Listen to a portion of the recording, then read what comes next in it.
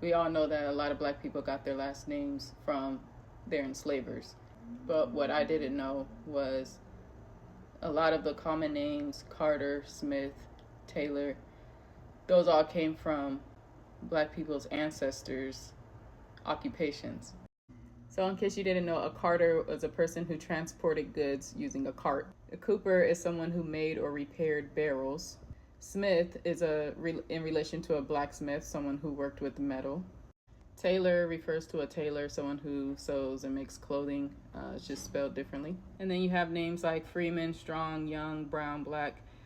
These represent exactly what it sounds like. Freeman obviously was the person who got their freedom during slavery, and that was just the last name given to black people during that time so that it could be known that they were free, and that was their free identity. They no longer had a slave identity. And then you have those that took on names that represented their surroundings and geographic locations, such as rivers, banks, woods, hills.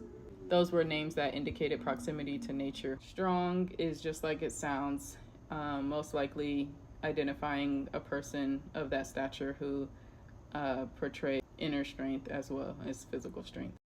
Young, Brown, and Black were names that were given to people to describe their outward appearance.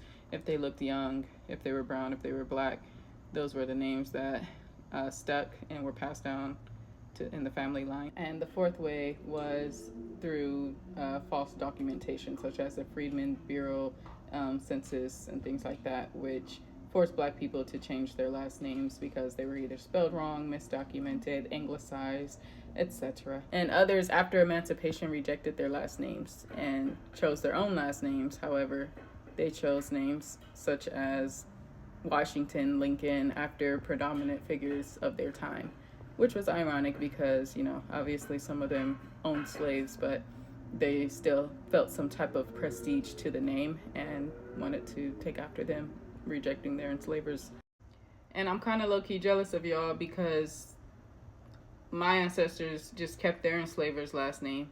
It's very Irish. When I was a kid, people would ask me, "Are you related to Michael Jackson?" And I would say, "Yeah, that's my cousin." And he low-key might be. Who knows? I don't know. It's a cool last name, but it's just not, we're not connected to our roots. However, it is cool that, so many of us rejected their last names. So there you have it. Every name didn't come from the plantation, although many of us unfortunately kept the names passed down from the plantation, but, is what it is. Living a dream, living the African dream. Promote your campaign with PAL.